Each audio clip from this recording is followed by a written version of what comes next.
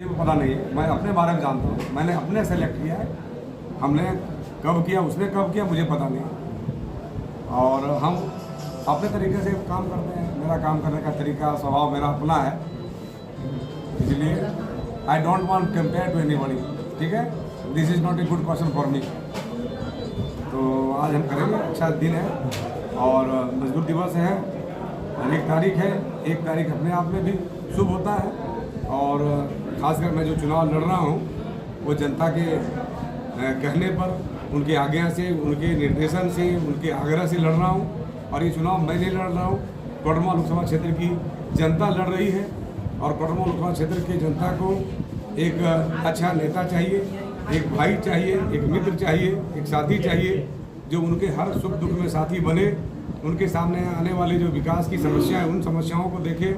उनके रोज़मर्रा की जो समस्याएं हैं, चारों तरफ जो भ्रष्टाचार का आलम है, तमाम पदाधिकारी भ्रष्ट तंत्र का हिस्सा हैं, कहीं जनता की बात सुनी नहीं जाती है और कोई भी निर्वाचित जनप्रतिनिधि भी इन चीज़ों को ध्यान नहीं देते हैं, इनसे मुख मोड़ लेते हैं, वो भी भ्रष्ट तंत्र में लिप्त होते हैं।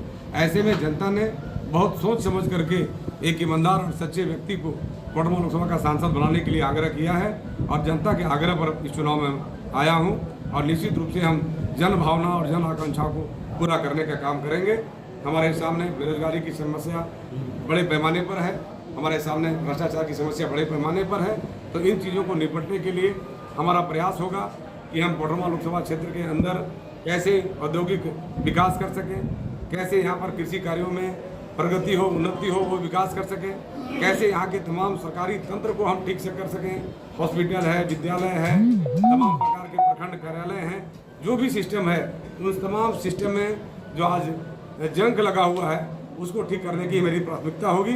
और यहाँ के लोगों की समस्या को लोकसभा में उठाना और समाधान का रास्ता यहाँ पर लेकर के आना, ये हमारा मुख्य उद्देश्य है। किसानों की स्थिति दयनीय है यहाँ इस क्षेत्र में, और पलायन सबसे बड़ी समस्या है, उसको लेकर के क्या करें? यहाँ पर तो सही बात है, किसानों के बारे में सोचा जाना चाहिए था। और निश्चित रूप से यह क्षेत्र कृषि क्षेत्र है, इसलिए मैंने पहले भी कहा, आपके प्रश्न करने से पहले भी कहा कि हम कृषि कार्य को कैसे बढ़ावा देंगे, कैसे यहाँ पर पानी की व्यवस्था हो, खाद बीज की व्यवस्था हो, आधुनिक तकनीकी से खेती कार्य यहाँ पर लोग प्रारंभ हो, खेती करें, ताकि कम पानी में और मिट्टी के उर्वरा क्षमता को देखते हुए उपयुक्त खेती किया जा सके। तो इन चीज़ों को हम जरूर निश्चित रूप से प्राथमिकता के आधार पर रखेंगे। एक कृषि विश्वविद्यालय की स्थापना कोडरमा लोकसभा में हो, यह भी प्राथमिकता होगी।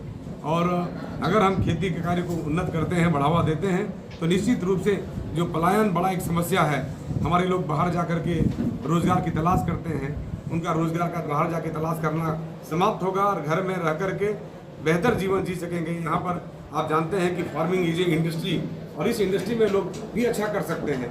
तो हम फार्मिंग को इंडस्ट्री के रूप में भी यहाँ पर विकसित करना चाहते हैं और वैसा हम प्रयास करेंगे ताकि यहाँ के लोग अपने घर में रहें और खुशहाल रहें।